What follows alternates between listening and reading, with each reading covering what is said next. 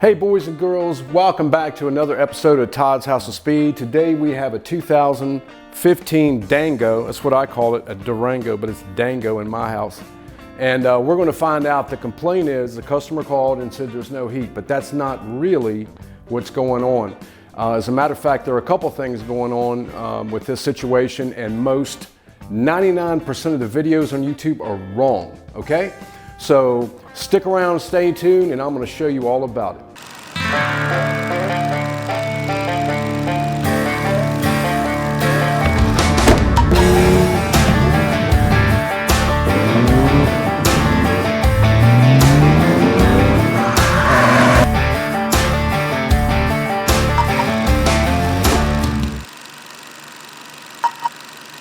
All right, boys and girls, welcome back. So today we have our 2015 Dango, as we talked about.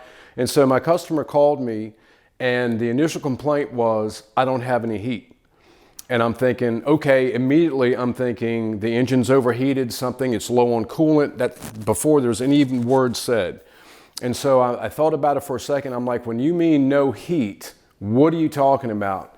And my customer said, there's no heat, there's nothing coming out. I said, okay, well, if there's nothing coming out, do you have air? Is air blowing? And they said, no. And I'm like, okay, well, then we have a different problem, okay? So initially, what looks like no heat, that was a complaint. You have to ask the questions. Even if it's your own vehicle and you're diagnosing, it's part of eliminating what's actually going on. So once I asked, the next question was, well, is there any airflow? And they said no. Well, the reason they don't have any heat is because there's no airflow. So I asked him was the vehicle overheating? Was anything else, any lights on? No. Okay, so then I thought, well, I'm pretty sure that there's no blower in the HVAC unit. So this is how we're going to do it. So let me just change this because this is important. So after putting my eyes on the vehicle and confirming it wasn't overheating, this is what we actually have, okay?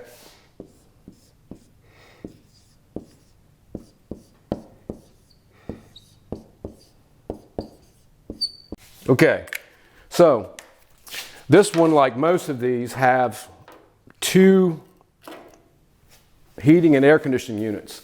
So before we go any farther, let's talk about, when you hear and people say HVAC, maybe a lot of people know what that is, but what that stands for is heating, ventilating, and air conditioning, HVAC. So where did that come from? Well, years ago, they didn't talk about, when you talked about HVAC, that all come from residential homes or industrial heating, ventilating, air conditioning, because they were all one unit. So years ago, back in like Fred Flintstone days, a lot of vehicles just had heaters, and some of the air conditioning weren't even part of the heating system. They were add-on separately. So that was back in the Stone Age. So today, almost everything has heating and the air conditioning all combined. So the term HVAC was borrowed from home where the units were already integrated, the heating and air conditioning, okay? So if you didn't know what that meant, or you might know what that meant, that's what we're talking about. So in this unit, we have two complete systems. We have the system for the front, okay, the driver and the passenger, and this one has a rear. And most of these have a separate zone, so complete system for the front, complete system for the back. So I get in it, I turn it on, and sure enough, no HVAC blower, there's no noise, there's no airflow coming into the front.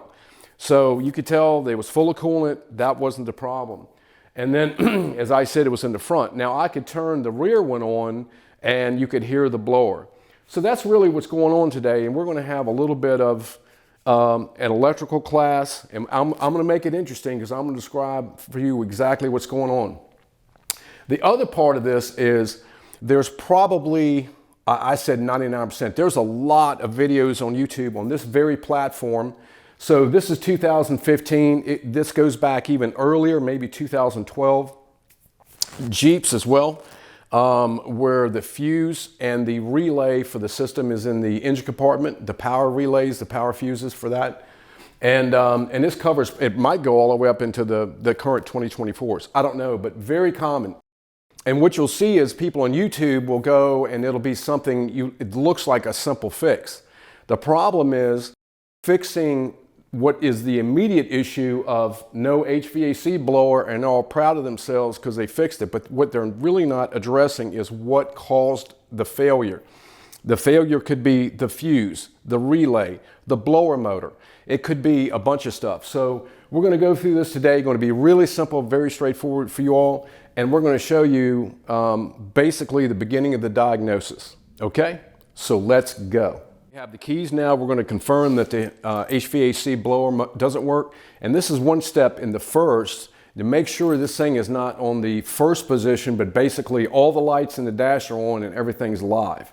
So come on, let's go. Let's confirm it. Okay? So we're going to open the door. My shop foreman wants to get in. Is everything all right in there? All right. Come on. Good. So he's checking it out. So we're going to go in. And so the remote is we're just going to throw that in the console right now. We're not going to hit the brake. So I'll show you what I'm talking about. See the start button? Okay. A lot of people think that, let me turn this down. That is not all the way on. We're going to hit it again. And see where it says run? Let's try this again, okay? See where it's illuminated off? When people start testing, and if you didn't know, you might take this for granted. So our foot is not on the brake, because if we press the brake, it's going to start. Okay, we're going to hit a button one time, and it's on accessory. But if you start trying to test circuits, we're not all the way on.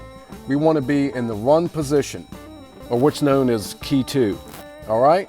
So now we see all the lights in the dash are lit up, and we're going to go over here to climate, and and right now, there's no blower in the front, there's no blower operation, but the rear is working. Okay, I can hear it, but we got nothing now to hear. All right, so we're going to leave that as is, and then what we're going to do is I'm going to show you the right way to check it. So let me get my flashlight out, and let's see here. Let's illuminate this a little bit better.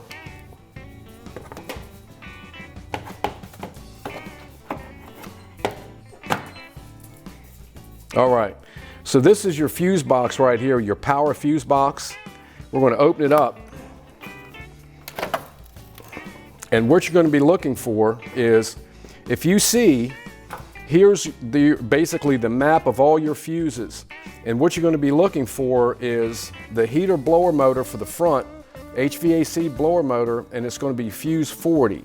So if y'all can see that at home, all you out there in TV land, all you kids. So I've already pulled the fuse out. So it's number 40 for the front, and then it's going to be a green 40 amp, and we know that because it says it right there in the legend right there, where it basically very clearly outlines all the positions, okay? And then this is also your electronic relay for that same circuit. So when I went to take it out, if you look, man, they provide you with little like tongs right here, and you can see right here, there's little tongs here to pull the fuses out. That's what they're for. Take this fuse out, and immediately I knew something was wrong. So when I was looking at the top of the fuse, don't just look at it because it looked like it was okay. I mean, like the circuit was complete. You can see the wire wasn't burnt. But I know better, okay, because with experience, so you can't just check there. So I went to pull the fuse out, and it was stuck. And I mean like stuck big time, and then I knew there was a problem. I knew that it building up, and it was almost like welded, I guess, or stuck like from heat. So let me show you what it looks like. So I actually had to pick it out in pieces. So we picked it out, so come and look at this, okay? This is the old fuse right here. And see that? See if the camera picks that up really well. See all that burnt right there? See where it's burnt right there? So the fuse didn't blow. So if you're looking through the top, like the little window, the fuse looked like it was okay. And some people either experienced in a hurry, or some people that are not in a hurry but not experienced. So either way, oh, the fuse looks okay, so it must be something else. No. Stop. Always do it simple, simple, simple, okay? So sure enough, as soon as I felt, because I've been around the block a couple times, and as soon as the fuse didn't lift out, I knew that something was going on. And sure enough, mechanically, I say mechanically, where you could see it actually had melted the plastic. Even though the fuse was okay up here, the wire wasn't burnt, you can see that. Okay, so this is where most people, you'll see videos just like this, and this is where it stops. If they get the fuse out or they find the fuse is blown, it's one of the two, they'll just get another fuse. And it's not cheap. I mean, I don't know if that fuse is like $8 or whatever. It's a 40 amp a block fuse. And what happens is, okay, oh, well, look, this is the only problem. They'll stick a fuse in and it suddenly comes back on and they're all proud of themselves. And you look, there's like videos all over YouTube of that exact situation. Stop right there. So when you see this, something caused that. We don't know what that something is, but something burnt that thing big time, okay? See that? All that plastic, and there's a reason it literally had welded itself. So now, what do? Okay, we know that the next thing really is we need to confirm that there's power, okay? Because that is your main circuit there to supply high current, high amperage power to the blower motor. So, simple, okay? So we have a test light. You could have a cheap test light, just make sure it works, okay? And then we're going to ground it here. I think there's a ground lug right here. Let's see, how about over here? And I know, like right here, see that? So when you use a test light, make sure it works before you start testing the circuit, okay? Just confirm it works. I just went on the stud on the strut tower over here. This is your battery feed, your main battery feed. Just make sure it works, okay? So you go on this lug right here. Okay, it's the front lug that has power all the time. You see that? And then that power is fused over here to this blade, which is then controlled by this relay or activated by this relay to send power through the blower motor. Okay, so what we're going to do is we're going to do a little simple drawing how the circuit works, really basic. But you start out simple. And which it was a poor connection at the fuse because it was burnt, but we need to find out why. Do not stick another fuse in there and call it a day, because I'm telling you what's going to happen.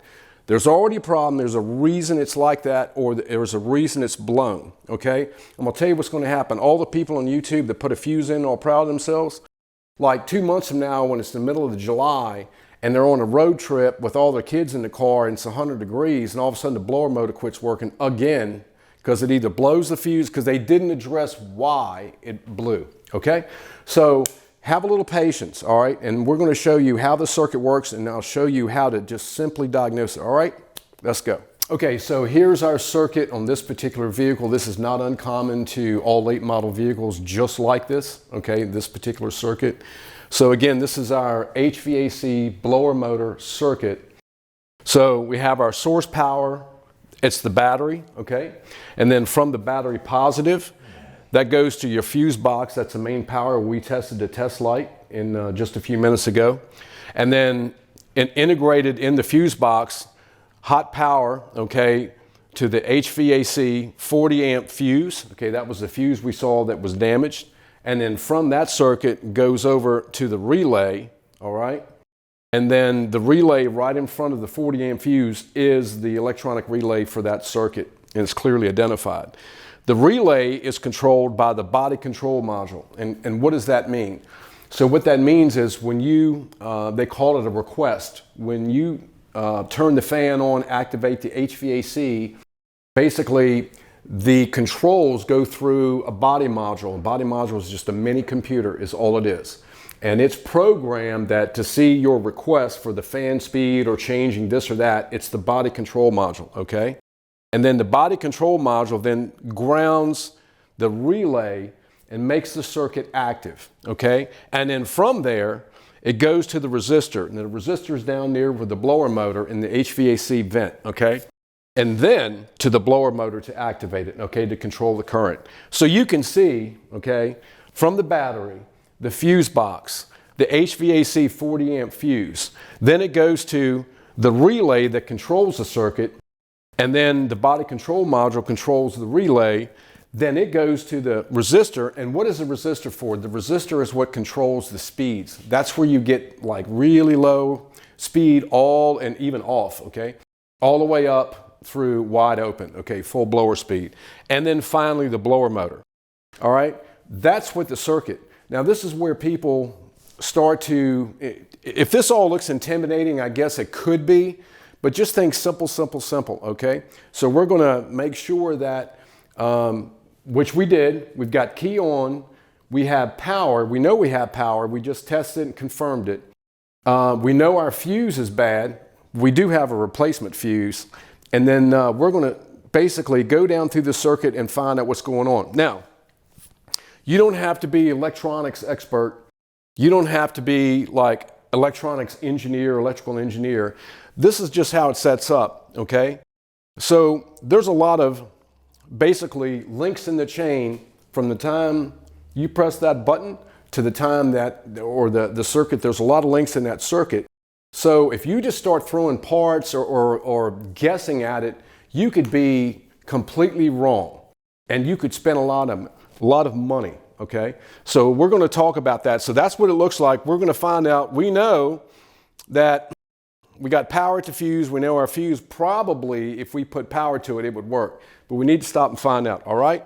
So enough of this, and then I'm gonna do a sketch here in a minute, and I'm gonna show you what we're talking about, okay, and going from here, all right? Okay, so we got our passenger door open here, got my helper, and we put the seat back, because this is where the front HVAC blower is. And you can see down there that the glove box, I've already taken the glove box out. That's no big deal. I'll show you how to, when I go to reinstall it, basically it's really easy to take out. And then there's a trim piece, kind of like a cardboard, formed cardboard thing that hides the plumbing, if you will, and the wiring underneath. That's very basic, but there's a way to remove it. Anyway, I got that off for the time being. So I'm gonna show you the next thing we're gonna look for. Okay, so we know that the circuit, what does that mean? Why is the fuse burn up like that? Okay, I'm going to touch on it in a few minutes, a small electrical class, really simple. But I know when you see heat, that means resistance, or something is drawing that circuit more than it's designed. So that's where you see and when that happens, you'll see burnt, and just like we saw on the fuse. There is something wrong and we don't know what it is, so don't put a fuse in it. So we're gonna go down and just do this is just visual checking. You don't have to be an expert mechanic. I'm gonna show you what to look for, all right? It's kind of tight in here. I'm gonna take the camera. We're gonna go in here and let's see, I'm trying to get my fat fingers in the way. So right there, you can see the giant plug, or it might look giant. So if you see, that is the blower motor right there. And then see if I can I'm gonna tried underneath here where we can get a good view. There's the edge of the resistor right there, okay? So it's really close to each other. If it was bad, if the blower motor is bad, it drops out. It's pretty straightforward, okay? You don't have to be a professional mechanic, all right? Matter of fact, you don't have to be a mechanic or technician at all. Just a little bit of 1-2 and just kind of sizing things up.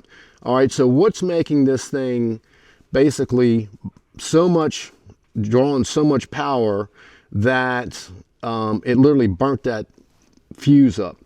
All right, so the next thing really, okay, we're looking at the blower motor right here. That's what's basically is being operated by all that power. So is the blower motor failing? We don't know. But here's a good indication is we're going to remove this connector and we're going to see if it's burnt, okay? So I'm going to pull this out and let's see if we can, where the light is not so much, and if you're catching it. So we're looking down there and it's really clean. There's no burnt, there's no connectors damaged. We're going to assume it works for now, but what we're looking for is, you know, what is causing the draw of that power? Well, we don't know yet, but I have an idea, all right? So now we're going to go up here, we're going to go back on our whiteboard, get back out of the car, and I'm going to show you a little bit of electrical class is going to have a little bit of something going on so we can correctly diagnose this. All right? Okay, so what happens is, what is this graph? So this is time, okay? So on a motor, what you'll see is this is current flow. You'll see a brief, if you were to graph it out, or oscilloscope, and then this huge, I say huge, there's a spike up in amperage or draw. That's the current flow through the pipe. And then it starts going down like this, and then it kind of levels off. So what's happening there, okay? And this is really important, y'all, all right? So what's happening is this draw, because we have a draw problem, there's like too much current going through that circuit. We know that, all right? But why is that? So if we understand, so why is this spiking? Why does it take the electricity and the draw of the current flow? Why does it spike up and then come back down? Well, this is what it is. Okay, the motor's not spinning, whatever it is. Then it instantly starts to spin. Where there's a load and it takes more draw or more current to get that motor spinning until it gets up to speed, okay? This all happens in a really short amount of time. So as soon as you turn it on, there's a little bit of like activate the circuit. This is milliseconds if. And then there's a draw. There's a spike in the current draw. So there's more water flow needed, like through a pipe, okay? The electrons going through the wire. And then it'll start going down and then it'll level off. You see this above here, because now the motor is running at whatever speed it is, okay? Now, if we increase the speed, this line will go up as it's drawing more power because it needs more power to increase the motor speed. So if we're like on low, we're probably down here consistently. And if we're on high, we're drawing a little more amps up here consistently. But it's important you all understand this, okay? So great. That's how the circuit works, essentially, the current flow. All right, the next thing, I'll be brief on this. Y'all stick with me now. Don't y'all go anywhere. All right, a standard light bulb, okay? Incandescent bulb's got gas in it. Okay, it starts off like this. Whoop, my 5-year-old drawing, and then it'll actually start to go like this. So it's kind of, maybe it's not hard to pick up, but basically, so why is it the illustration, when you turn a light bulb on, this could be your brake lights, headlights, any incandescent bulb on the vehicle. So it'll start out on an even current draw, and this is important. As the bulb starts to heat up, which happens pretty quickly, it'll actually start drawing more amps. Really small amount, but it's important to understand that. So it starts out here on a standard bulb, and then as the bulb heats up, it'll slightly draw more amps. And why is that? Is because the heat has increased. Okay, the bulb is getting hotter, so the resistance is getting more. Okay, so let me go down. If I can get this off, man, it's like fighting me today. All right, LED bulb. Okay, no question, low power, low amperage for the most part. You turn it on, and it's just even. There's whether it heats up or not, the current stays the same. Okay, and then so why am I telling you this? So we're going to go look and we're going to test this circuit out. And it's important because something is going on here that's exceeding, or this graph, where again, the amount of current is almost to the point of blowing the fuse, okay? So we're gonna go, I'm gonna show you how to basically, say we didn't have a fuse the other day because I looked at this initially. So we're gonna show you how to jump the circuit and see if it works, because we don't know what's wrong. We don't know if the motor's bad. We do know that for sure there was a high draw up there, but all the connections at the resistor and the blower motor do not look overheated. So, but the blower motor's not working, okay? So let's make the circuit active and let's jump those terminals where we're going to be the fuse, and let's see if the blower motor comes on, okay? Okay, so we have our fuse that we know is burned up, actually is ruined now. It can not ruined, but you know, we're not going to be able to save it. And let's suppose that we don't have we have a replacement fuse, but let's suppose we don't, because we still have to diagnose what's going on. We don't know all those other components in the circuit. We don't know what's going on. So the easiest way to test it is we're going to have to jump the fuse. Okay, we're going to be the fuse. Now, you could use a jumper wire. Now, you'll say, well, Todd, what if I don't have a jumper wire, the alligator clips? That's okay. You could use, I'm looking, a pair of needle nose pliers. Somebody could jump these. You could use a screwdriver. Come on in, let me show y'all. So see those blades? So those blades are really close together. So you can use a flat blade screwdriver and probably get somebody to hold it, basically that you want to jump the terminals. Okay, you're going to be the fuse. But today, probably the easiest way is we're going to use this. So we got a good connection. So we just basically became the fuse, except there's no fuse in there. All right, so that makes it, all we're doing is completing the circuit, eliminating that. All right, so let's go back here.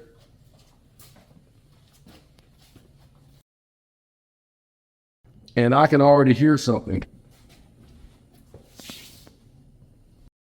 So let me take, I don't know if the mic, we can pick this up. So you can see I plugged the blower motor back in, but let's do this. I'm gonna turn the speed up, okay? Our knob right here. You can hear it running. I think y'all can, I'll get the mic down here. The blower motor sounds okay, it's not making noise, so it works, okay? Great. So let me turn this off. All right, I'm gonna turn this off. Okay, so what did we just do? Simple tools. We went and we became the fuse. We put something in there, or if you got a partner or somebody to help you.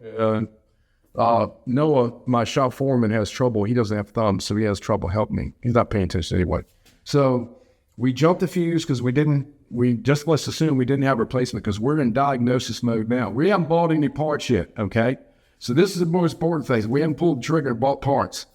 So the motor sounds okay. It's not squealing. It's not laboring. It works on all the speeds. So what did we just do? We confirmed that everything is working in the circuit, or it certainly seems like it. But now the question is, why did the circuit pull so much amperage that it baked that fuse? Because the motor sounds okay. Well, we don't know, all right?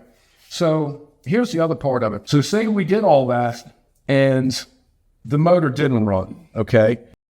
So now what we do, we go back down here with that fuse, everything just like we just did. We take that connector off the blower motor, the white connector down there, and we take our test light and put it across the two terminals, and the light should light up. If it doesn't light up, then there's something between the circuit, between the blower motor. It could be the resistor. It could be a bad relay. Could be, although those relays don't fail that often. It could be something in the body control module. You could have a fault where you're requesting the HVAC blower to come on, but the body control module is not responding, and there's a reason, okay? So that's where it gets kind of like you almost need a scan tool to figure out. But most of these problems are just what I'm going to show you, okay, is too much draw on that circuit, all right? So we just proved it worked. So now the question is, what's the cause? If everything's working, what do we do? Well, there's something causing it. So I'm going to show you what that is. Show you what we found. So let's come down here. I'm going to grab the camera and try to get my hand out of the way. Let's see. So let's see if we can. So you see that right there? So that's what we're looking at, is that white. That is your cabin air filter. And I don't know if you can see. Hold on. I'm a terrible camera person. So that the white piece is your cabin air filter. And you see that leaf sticking out of there? That might be a problem, okay? So what we need to do is pull that cabin air filter out and see if it's plugged up, okay? So let me get up in here. Let me see if I can, and let's see, I'm gonna need to get like a pick or a little screwdriver, okay? I'm gonna hand this back to my camera person. Let me go up here, and that's what I'm gonna do. I'm gonna get me something to kind of kick that thing out. Because when I see a big leaf in there, all right, I want y'all to look at that. Look at all that crap in there. Now, it's not just the big chunks. You can look down in the grooves, and you can see it's just like all kinds of debris in there. It's crazy, isn't it, right? So what if I told you all you boys and girls at home, this is the problem? Sound crazy? Don't think so. Okay? All the other circuits and the whole thing seems to be working. Now, I do have an ammeter. I do have a way to check the draw, but This was the last step. Now, y'all come on right here. I'm going to show you something else that I noticed, which is why I suspected this in the first place. So let's go in here, and here's the cowl. And what are you seeing there? You see that screen and that crap? Now, I've seen a lot worse than that, but that's your air intake for the HVAC system, and you can see leaves and crap all down in there, and then some of them made its way all the way down to the cabin air filter. So let me explain something. We're going to go back to our board. Okay, y'all follow me. Come on. This is how the circuit works. We have the high spike drawing, okay, the high spike in current, and then it goes down once the motor gets spinning and is up to speed. So I'm going to draw, this is my 5-year-old drawing, okay? So what's happening is, I'm going to draw it right below. It's going like this, and instead of coming way down, it's staying up here. Look at that. You see that? And you say, so y'all kids at home, you say, well, how do I know that? I mean, how do you know? Well, I know from experience. What's happening here is that cabin filter is plugged up. So as the motor should be spinning freely and freely drawing air through, it's not a vacuum, but there's a huge restriction. It's just like if your air filter in your car was restricted, there's only so much air going in, and then the car struggles, like the engine struggles. So what's happening now is the blower motor, you have the spike in the initial, okay? The motor's up to speed, but there's no airflow. Or, I mean, there's some airflow, but not, it should be free spinning with a certain amount of resistance, okay, from the fan blade moving the air. Because that cabin filter is I've seen worse, but that thing is pretty bad. That thing is stopped up. The motor is struggling. So it may not even reach full speed, and it's certainly not flowing the air through. And the motor is also air-cooled, by the way. So not only is the motor moving the air, but the air moving past it is cooling the motor. Does that make sense? Believe it or not, that's what's happening. So, and all that stuff. So here's our problem, folks, and I know this is going on because I'm thinking, well, the motor works, where's it going on? So my next thought is, let me check the cabin air filter, and then let me just see if it's clogged up. And sure enough, you saw what it was. I mean, that's really bad, okay? So that's the diagnosis. That's how simple it is. And 99% of it's really odd. You'll see these on YouTube and nobody addresses it, nobody talks about it, okay? So see how easy that was? So basically, we went in and made sure it was in the run position, okay? We went up to the fuse box, and I'd already taken the fuse out. I wouldn't take the fuse out, it was like welded, essentially. And we saw the resistance, a high resistance causing the heat, and we confirmed, once we jumped that, we confirmed everything else seems to be okay. So where's the problem? Then you check the cabin filter. Simple, simple, simple. And that is the problem. And that's what's causing the high demand on the circuit, enough to melt the plastic and fuse it, but not enough for it to blow. And I'm telling you, all this is, anybody can do it if you just had a little bit of patience and just a few minutes to do it, all right? So what we're going to do is we're going to put a new cabin air filter in it. We're going to put a new Mopar, okay, factory fuse, because there is a huge difference in like Chinese fuses from, God knows where, versus the manufacturer fuse. I know that sounds crazy, but I put cheap fuses in before in other vehicles. I say cheap, like you don't know where they were made, and they become the problem. And you actually introduce a problem, okay? So a little bit extra and go from there. Okay, so let me show you. All right, so talking about cabin filters. Let's talk about cabin filters for a minute. Okay, so I deal with Rock Auto a lot. As a matter of fact, they should be paying me because as much money as I spent with them. Maybe they will one day. But anyway, you go on there and Rock Auto, you can see basically they'll list it as what's cheap, and they'll list it all the way up in quality. Because when you say, when it costs more, you see the price going up for the same part in the same column with Rock Auto, you're paying for better quality, or you should be. That's what you're paying for. So what I have is the Bosch cabin air filter. Now, this is the equivalent of what's in there, and it'll tell you. So Rock Auto, I don't care what kind of parts you look up, most of the time if you look closely to description, which is what you should be looking at, because there's a lot of choices. I think it was like 10, 12 different air filters, cabin air filters in there. I mean, it's like crazy. So what it is you want the OE, and it'll say OE specifications, and may be even say Mopar. Mopar, if you didn't know, it stands for more parts. That is Jeep, Chrysler, Dodge brand. That's their parts. It's like AC Delco is General Motors. Okay. When you buy a cabin air filter, you don't need any more filtration. This is the other part of it than what comes in the vehicle. Okay. What do I mean by that? You can put a cheap one in. That's up to you. But I like to use whatever's in the vehicle, the spec. That's what I like to use because it was designed that way, and it was designed that way for a reason. Now, if you look on some websites, and including Rock Auto, you can spend a lot more money, and basically it filters out more stuff.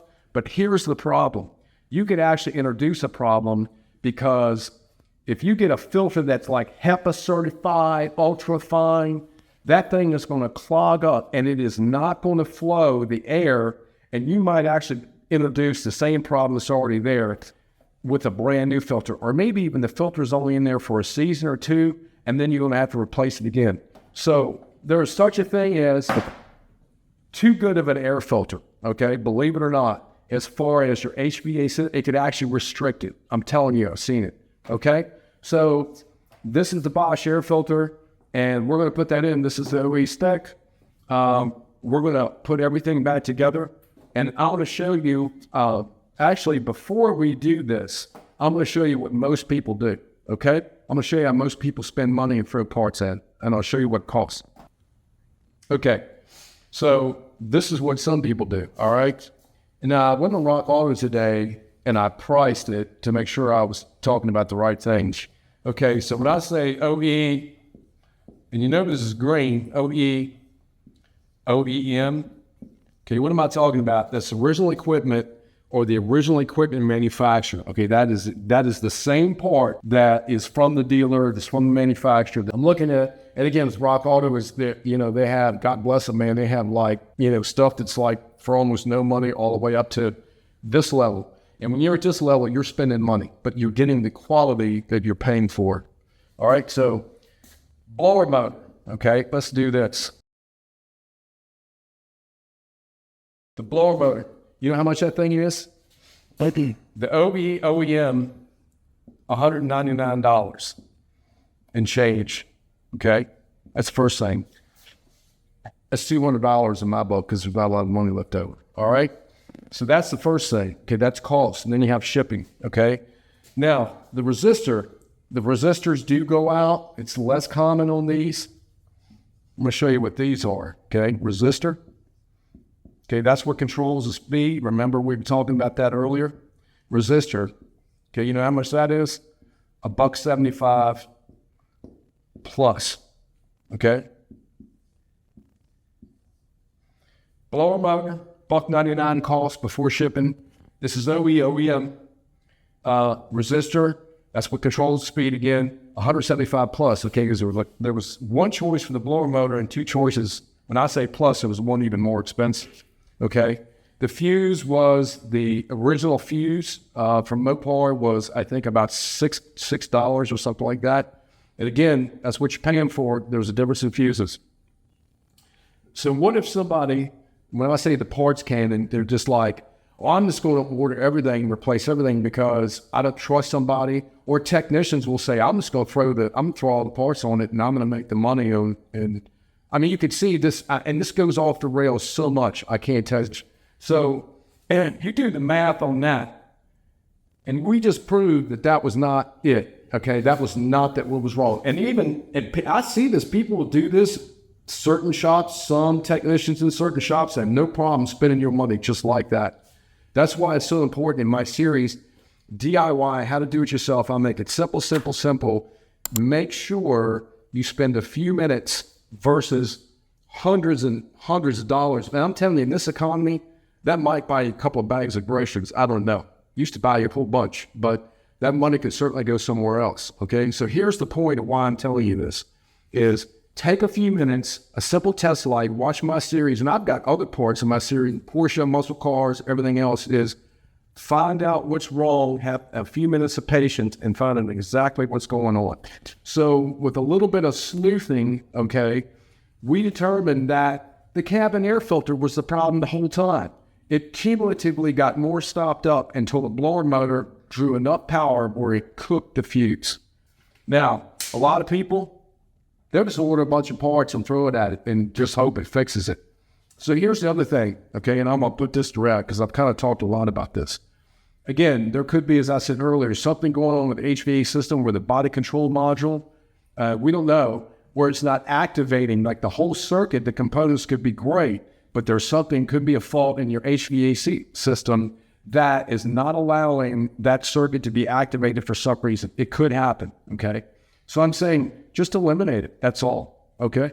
So school is almost over, okay? Class is almost over, but I've got one important trick because what we have to do now is we have to figure out, we need to clean those terminals. Remember we saw earlier? Those terminals are like discolored from heat and they need to be clean for that good contact so there's no resistance.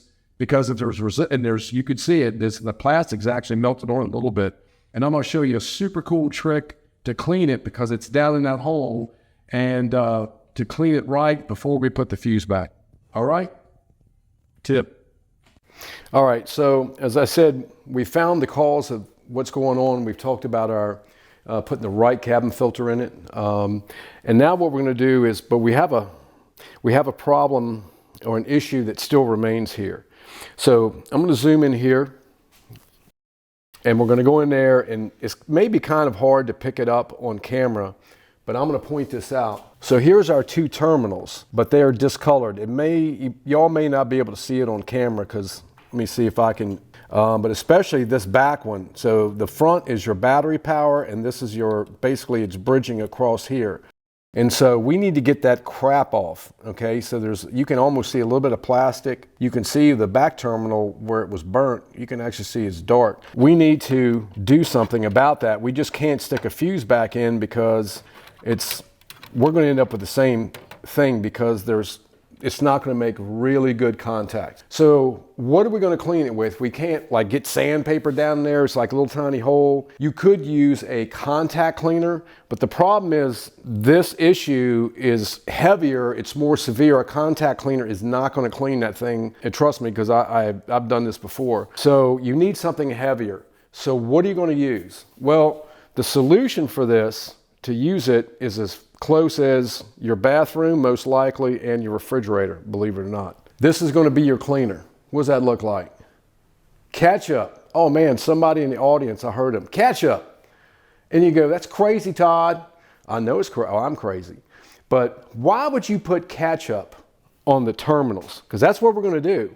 So when I said the refrigerator, doesn't matter what flavor ketchup, by the way. And we're going to use, when I said bathroom, Q-tips. Or something similar to that, okay? Q-tips, so that's in your bathroom probably, or most likely. This is in your refrigerator. They'll say, why would we use that? It doesn't even make any sense. Okay, believe it or not, tomato-based, anything like ketchup, even spaghetti sauce and all that, but you want to use ketchup because this is probably the most pure, I guess, for lack of a better word, ketchup is very acidic, okay? What did I just say? Tomatoes, the juice, the ketchup is very acidic. It's acid, all right? That's what's in it. And so what we're going to use is we're going to take the ketchup that's in your refrigerator, because it's down in the hole, and we're going to scoop it out just like that. And we're going to go down there and we're going to make it all like, we're just going to put it all like we're going to butter a sandwich, okay? And you might, because it might run down a little bit, so we're going to go down here, and you don't have to pack the whole thing because we're going to have to clean it off. You do have to get it off later. Let me get some so it kind of drips down. Looks like we're making a sandwich, don't it? Okay, we got in between and we got it, and it'll drip down, believe it or not, because I don't want to spread these terminals. I don't want to force the Q-tip down there. So what's going to happen is we just toss this so y'all can see that at home. Ketchup. So if you've never heard of that, where does that come from? I'll tell you exactly where it came from. Working on mainly English cars, 100 years ago, me and Fred Flintstone, we went to high school together, say an auto shop, and back then English cars were not manufactured, especially the electrical system. They're actually infamous for the electrical system failures. But a lot of that is from contamination, water, and high humidity on exposed terminals, okay? This old dude, man, like 100 years ago, taught me that, and I was working on a Triumph. And back then, you know, Triumph has, Triumph is English made. It had a soft top. They're all convertibles pretty much. And all of them had water intrusion or high humidity. The tops didn't seal very well. And their electrical fuse box was underneath. A lot of times the windshields leaked. I mean, you know, just pick it. It was moisture, humidity getting into the compartment, the passenger compartment where the fuse box was. And they use these old school open fuses, not like the ATCs you see here. And what would happen is over time, it would start to build up corrosion. And so I'm thinking, and you couldn't clean it. This guy told me, he said, just what I told you, use ketchup. And he says, matter of fact, he gave me a tip because I worked as a technician for most of my life. And he goes, just before you go to lunch, if that's what you have to do, he said, you get some ketchup. I used to keep ketchup packs like at McDonald's or, you know, pick the fast food place. And I would just, because it didn't need to be refrigerated. And I'd put that and I'd take it and I'd put it on the terminals. And he said, you give it an hour. So he said, you put that on the terminals of your fuse box or wherever you're having a problem. And then when you go to lunch, give it about an hour. And what's going to happen is the acid in that ketchup will eat away. And I'm telling you, it will eat it clean away. All that stuff. And then we'll come back and I'll show you how to clean it. All right. So that's the tech tip. I bet you've never heard. You kids out there in TV land have never heard that. All right. So we're going to let this sit and we're going to let about an hour go by and maybe play some Jeopardy music, but we're going to not hold y'all on that whole time. And then we'll come back and we're going to clean it off and then we're going to reassemble, put our cabin filter in and put our dash back in. All right. Good to go. All right, so it's through the magic of television, it's been a little over an hour, which is about long enough. You can leave it a little bit more, and but you don't want to leave it too long because what'll happen is as it evaporates, it'll get like crusty, get like almost like gel, and you don't want it really to go that far because usually an hour, maybe an hour and a half is plenty of time. But now we have to get it out of there, so how are we going to do it? So let's go back, look in. Okay, so you can see it's actually dried up a little bit. It's not quite as like it was. And then so we're going to go here and we're just going to get got a little selection. We got, you know, a bunch of these. I gave the Q-tips and we're going to go in dry and we want to get enough of that stuff, basically the chunks out of there or the gel of the ketchup as much as possible out. And we're going to might have to take a thin, see if you can, I don't want to spread those terminals too much. You see that? We just toss it, get another one. So the idea is to get as much of the ketchup out of there before we actually start cleaning it. I mean, we're cleaning it now, but we want to get all that out. We don't want to leave that in there because it'll eat. I mean, it won't eat the plastic, but I'm telling you, it'll eat everything else. That's because it's acidic. Okay, so we're still getting stuff out.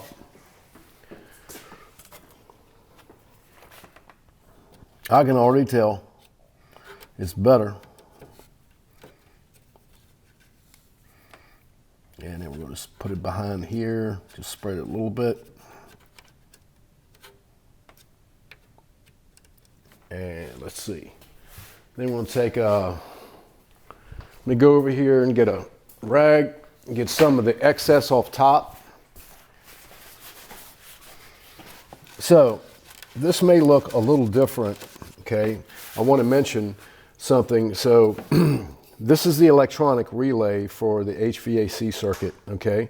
So I actually pulled it out for access. So this is the relay that controls the circuit. So I just pulled it out, just set it aside so you don't forget it. That's why it looks like that.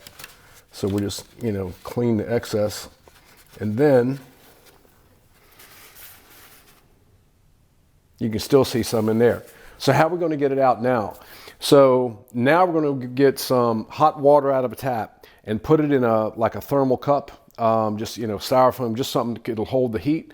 And we're not going to like pour the water in, but we are going to dip the Q-tip in, and the hot water is going to rinse it essentially. So again, we're not going to like pour the water in or get it real damp in there because it'll run down in the circuit board. We don't want that. Okay, so I'll be back in a minute with the hot water. Okay, so you can see we got a styrofoam cup, got really hot water out of the tap. How's it'll get? We're going to take, does this suit you? It's my shop foreman inspecting. So we're going to just soak it. Okay, put it in the hot water.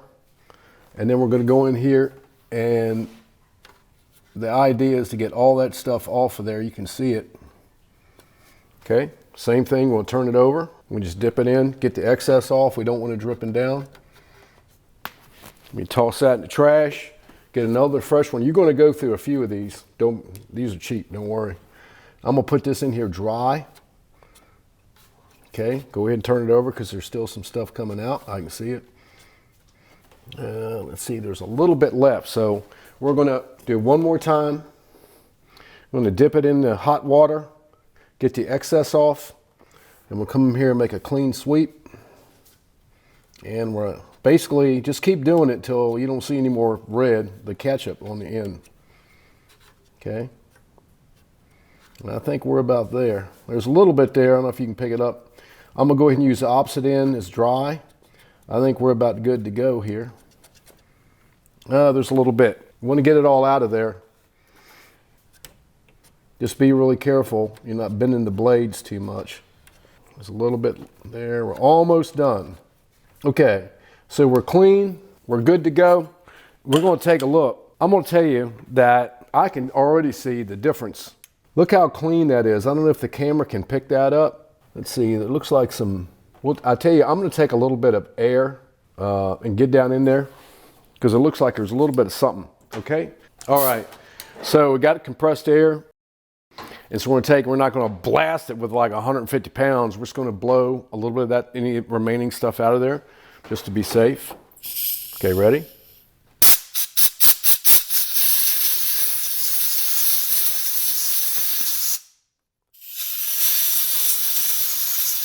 I think that's a piece of plastic. So, man, that thing is clean, clean. I don't know if it's, can you get like a kind of a side shot, like tilted to get the blades? There you go. See, look at that, y'all. I know that probably doesn't look that great on camera because the high definition camera. So I'm looking at these blades and the camera may not pick it up. I don't know. I can see the difference. I mean, they are shiny, shiny metal where before it was like really dark and you could see almost, I don't know if it was plastic. I'm for sure something was on there, but whatever's on there, within an hour, a little over an hour's time, that ketchup ate it, okay? Did it exactly what I knew it was going to do. And so that's a tip for y'all. If y'all have never seen it before, feel free. All right, so we have our new replacement fuse, you see, but got it upside down, Mopar, okay? Again, the stuff was from Rock Auto, OE, like OE quality. Again, as I said, look at my earlier part in the video, and I talk about this a lot. There's a huge difference, even in a fuse. And it may look the same as a cheap fuse, Chinese or whatever, but I'm telling you right now, there's more to the metal in the contacts. There's a reason like these fuses are, the OE stuff is, I don't know, $6, $8 versus, some offshore, like you don't know who the name is, like $1. There is a difference, okay? Don't cheap out, all right? All right, so we have our 2 cabin air filters here. This is a nasty one. And when we pulled this out, you can see the crap sitting on top of it. This is the new one.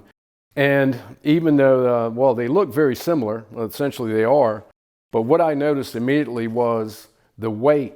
I mean, if we had feel-o-vision out there in TV land, I'm telling you, I mean, I don't know if it's ounces, but this one is noticeably heavier than this one. And it's not just because the material's thicker or anything else, they're very similar.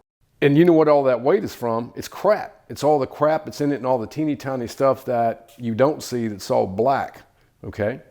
So anyway, we're tossing that, boom.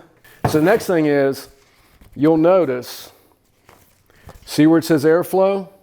you should put that out facing you. We're going to put this in, and that's the way they want it. They're designed, the good ones are designed for the airflow to go in a certain point and out, and that's how they want it. All right, so let's go around here. We're going to put it in, and we're going to put the cover in, okay? Let's roll.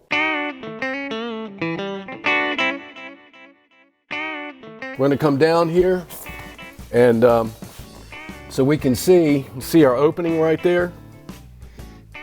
That's where our opening is. Let's see if we can get this so it's basically, and then we're going to use that, face that out, and you see where the airflow, because the air is coming in the very top.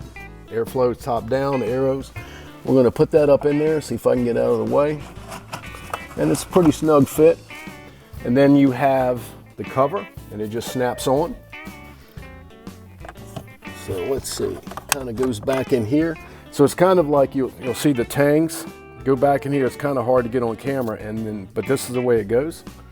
I'm gonna get my big head in the way, and we're gonna get that thing through. And that's it. You hear it snap?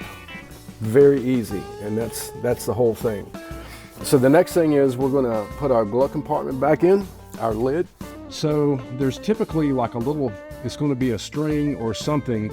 This is the limiter that, and even that's broken off a little bit, that basically when you open the glove compartment, it keeps it from flopping. Well, somebody had been in here before and that was gone. So y'all may have to look out for that. I thought that it was in there, but I don't remember it being in there. It's probably a string, a limiter string or something like that. Okay. All right, so that's it. Basically, put this in here, slot seats in, and then we're gonna put our trim piece on. So we get down here. So we got our glove box, and then it seats with the sill plate down there. Same thing, just basically snaps in. Okay. And then what we're gonna do is we're going to put, there was a tray that sits underneath here. We're going to get that out. So one of the things I wanted to show you all is there's two wires. I'm pretty sure this is looks like an LED light, or it may be a sensor down here. And there's another light right here. Just be really careful. As a matter of fact, I'm missing the lens on this. So this wiring, we can come down here and see if I can shine it up. So when you take this down, be very careful of the wiring. It's very delicate in the connectors, if y'all can see that. And then you saw the light just come on. I mean, they're teeny tiny and just need to use a little bit of, there we go. Yep. Make sure your push pins are in. They're kind of one way. All right. So if you look back, that's how it should look. We're all set. So before we close the hood and we say, thumbs up, job's done, let's make sure it works. All right, so that's what we're gonna do. We're on accessory. See, we haven't touched the brake. We don't want to start it. Y'all hear that? I can even feel it. Like, when I say feel it, the airflow on high versus with that old cabin filter, it is noticeable. I know, again, y'all don't have field of vision here, so what I'm telling you is on high, there's definitely more airflow. You could feel it. I mean, there is a difference, okay? So we tested it, and we're good. All right. So let's do the summary. So what did we learn today, everybody? Well, I think we learned a whole lot, or at least I was teaching a whole lot. I don't know if y'all was paying attention. You should be. Okay, so what did we learn? First of all, the most common thing is where the fuse blows or there's a resistance in the circuit on the front HVAC blower. It's very common. Most of the videos, and I say most of them on YouTube, are wrong, okay? And I showed you why. I showed you with just basically simple tools and a little bit of thinking is we checked the simple thing first and we found the fuse that was burned up but not blown to the point it was like no current flowing, so the HVAC blower for the front wasn't working. And we actually proved that out. We found what the problem is. And then we tested it where we were the fuse. We jumped it to test the circuit out. The motor ran. And then, well, why was the circuit overheating? And then we found the cabin filter. And we showed you the cabin filter was like so dirty, it wasn't passing enough air, and the motor was actually getting hot and struggling to move the air, and that was what the cause is, okay? So we went to, initially, but I set this all up Rock Auto. I got the fuse, the original Mopar fuse, which is a big difference than like cheap fuses. The right fuse that came in the car, and also a quality cabin air filter. And there was a huge thing, in a huge range of like cost options. They'll list the ones that's OE. I don't care what it is. If they offer the OE stuff or the OE equivalent, it'll say so in Rock Auto, all right? So we put our cabin air filter in there, showed you the coolest trick of all is using ketchup to clean the terminals. Who knew? Okay, well now you all know the secret is out. So y'all go, and next time you have a poor electrical connection, man, that's the trick. That's what you do. So cheap, didn't cost us anything hardly. And we fixed it. Here's the most important thing. We fixed it the right way. We found the cause, and then we repaired it. And guess what we didn't do? We didn't fire the parts cannon. We didn't just like on a, drinking adult beverage on the couch, like I'm just going to order everything and hope it fixes it. All right? Because guess what would have happened? Because people do this, I'm telling you, and technicians will do this. Look at the blower motor. That was cost. That's for an OE, $200. The resistor that operates the blower motor, $175 plus shipping. And that wasn't even what was wrong with it. But I can tell you, over and over, I've seen this. I can't emphasize enough. People fire the parts cannon and hope it works. Well, guess what? You would have been surprised spending $400 or $500, and you still eventually you would have had the same problem 2 months from now, after you plugged in a new fuse. Or maybe some people wouldn't even have found it till after the fact. So thank you all for watching. Please like and subscribe, hit the bell. Our channel is growing literally almost days at a time. We're getting new subscribers, and I mean from all over the world. I'm looking at the analytics, and I'm just excited that people find it interesting enough to support our channel. So I want to continue to grow the channel. Thank you again. There's a huge thank you to everybody watching, and like and subscribe. We have more stuff coming. We have John Deere stuff. If you haven't seen any of the John Deere stuff, the rat rod stuff on that, Porsche stuff, I mean, and then there's just more and more, okay? And then you got the shop foreman that is basically, well, he's just being him. So we're gonna show you pretty much what he does. Not a whole lot. And you know the thing, he makes more money than all the rest of us. All right, see ya.